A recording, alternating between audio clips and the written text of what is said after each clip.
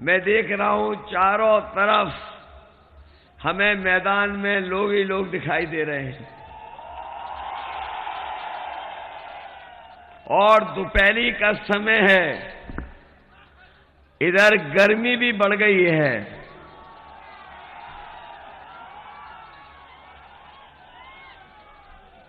लेकिन मुझे पता है फाजिलनगर और इस विधानसभा के लोग इस बार किसी की गर्मी निकाल देंगे।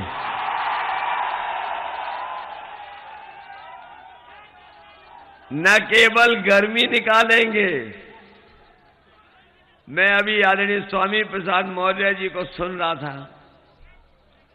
मैं ये कह सकता हूं उनके आने के बाद भारतीय जनता पार्टी की भाप निकल जाएगी, भाप।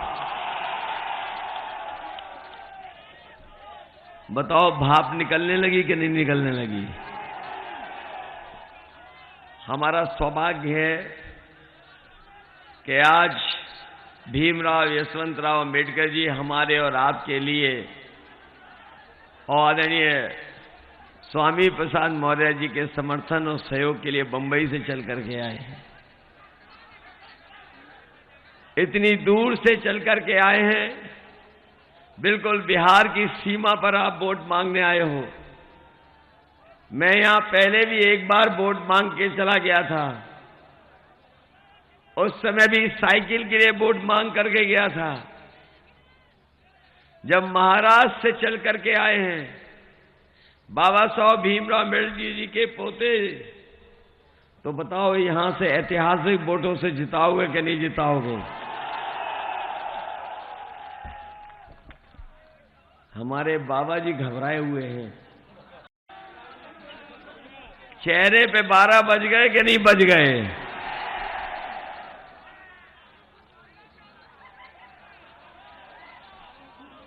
और चेहरे को ढंग से देखना आप।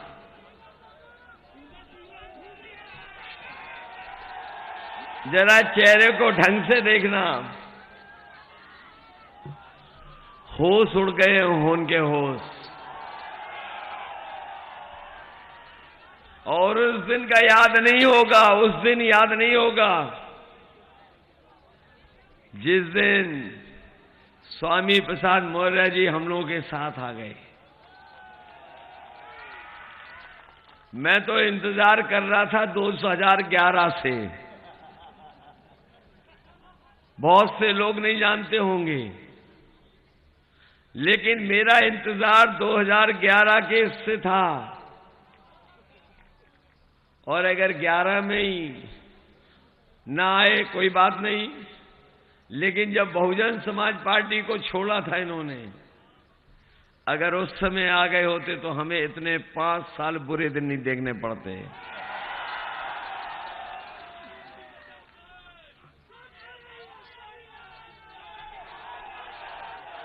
17 में आ गए होते, 17 में आ गए होते तो आज उत्तर प्रदेश आगे दिखाई देता। लेकिन मुझे खुशी है कि आज जब सबसे ज्यादा जरूरत थी, जब सबसे ज्यादा जरूरत थी और पूरे उत्तर प्रदेश ही नहीं, देश का पिछड़ा, दलित, अल्पसंख्यक और जिसके साथ अन्याय हुआ है वो सब यही नजर लगा करके बैठे थे कि कब आएंगे स्वामी प्रसाद मौर्य जी। और आपके आने से जो बदलाव हुआ है, जिस दिन से आ गए उस दिन से हवा दूसरी चलने लगी कि नहीं चलने लगी?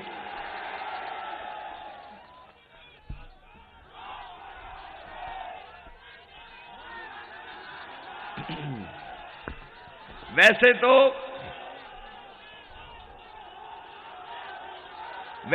विधानसभा में जब हम लोग आमने सामने बैठते थे,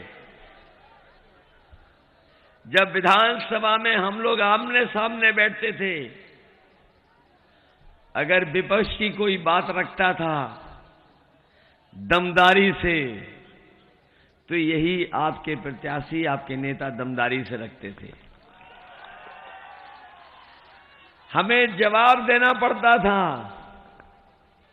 और हम लोग सदन में जवाब देते थे। पहले आमने सामने बैठते थे, अब हम लोग पास पास बैठेंगे और सरकार चलाएंगे।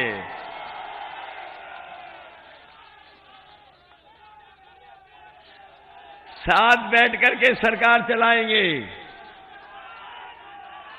ना भेदभाव होगा, ना अन्याय होगा, और जिनको आजादी के बाद हक और सम्मान नहीं मिला उनको सम्मान दिलाने का काम हम दोनों लोग मिलकर के करेंगे।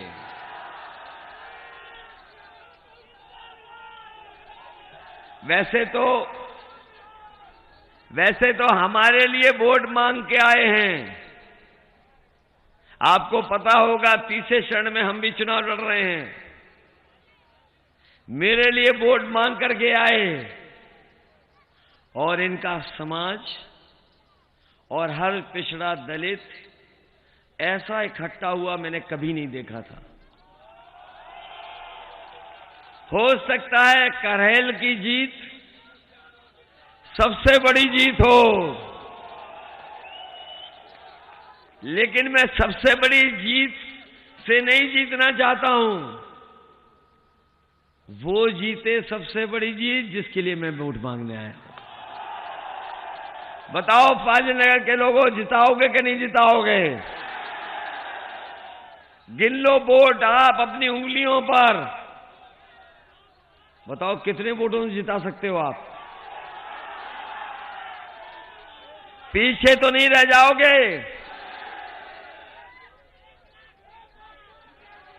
बताओ पीछे तो नहीं रह जाओगे? अगर जितना कह रहे हो, हाँ ये बात कही। अरे बीजेपी वालों की जमानत नहीं जब्त की तो क्या जिताया आपने?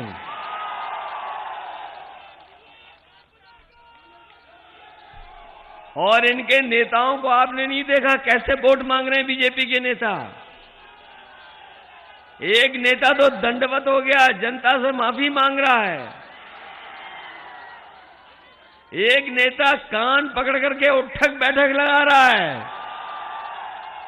और आपने वो भी देख लिया होगा, एक नेता वोट के चक्कर में तेल मालिश कर रहा है। बताओ ये बीजेपी की हालत हो गई, ये डबल इंजन की हालत हो गई।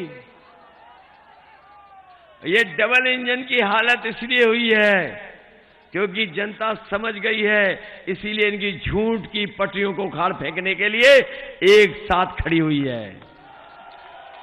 बताओ इनसे ज्यादा झूठ कौन बोलता है? ये बताओ झूठ बोलते हैं कि नहीं बोलते हैं?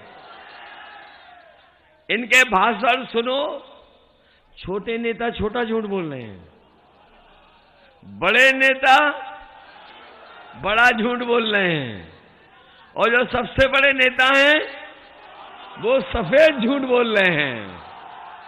बताओ झूठ बोलते हैं कि नहीं बोलते हैं? बताओ किसान भाइयों, आपकी आय दोगुनी हो गई क्या? और जब खाद की बोरी लेने गए, खाद की बोरी मिली थी आपको? डीएपी की बोरी और खाद की बोरी जब लाए होगे तो उसमें 5 किलो की चोरी हो गई कि नहीं हो गई? ये सरकार में आ गए तो हो सकता है 10 किलो की चोरी कर लें।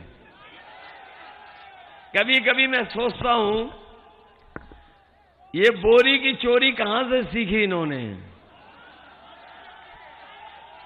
कभी बाजार में जाना और जानकारी करना कि पार्ले जी का बिस्किट पहले कितना बड़ा आता था। जैसे जैसे महंगाई बढ़ी और कंपनी ने कहा उन्हें मुनाफा पूरा करना है, तो वैसे वैसे आपने देखा होगा पार्ले जी का बिस्किट छोटा होता चला गया।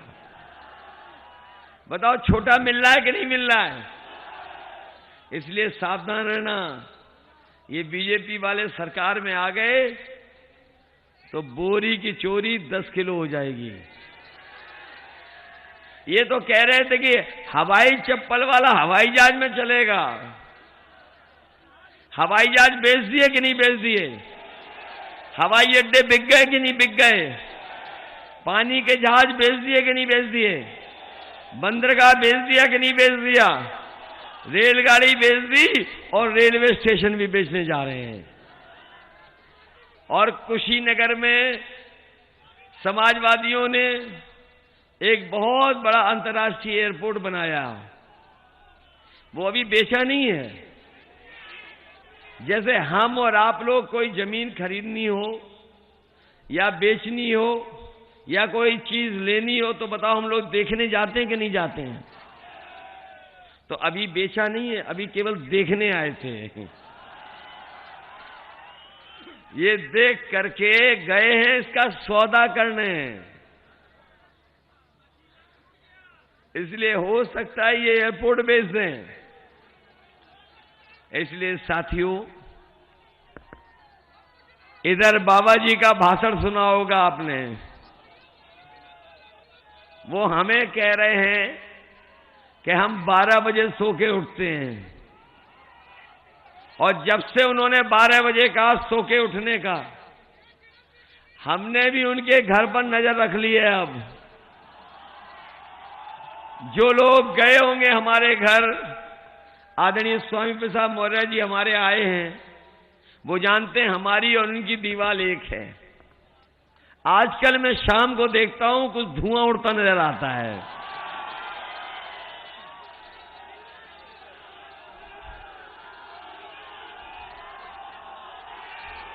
और अभी एक अधिकारी ने बताया है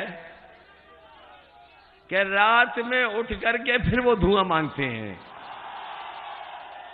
नींद नहीं आ रही है। और अभी पुताई वाले मैंने देखे, पुताई वाले जा रहे थे। मैंने पुताई वालों से पूछा कि कहां जा रहे हो, तो वो बोले कि मुख्यमंत्री आवास में जो धुएं के काले धब्बे लगे उनको पोतने जा रहे हैं। तो इसका मतलब ये है कि बाबा जी जा रहे हैं कि नहीं जा रहे हैं। और 11 तारीख की तो उन्होंने टिकट बुक कर ली है लखनऊ से गोरखपुर की। बुक हो गई कि नहीं हो गई?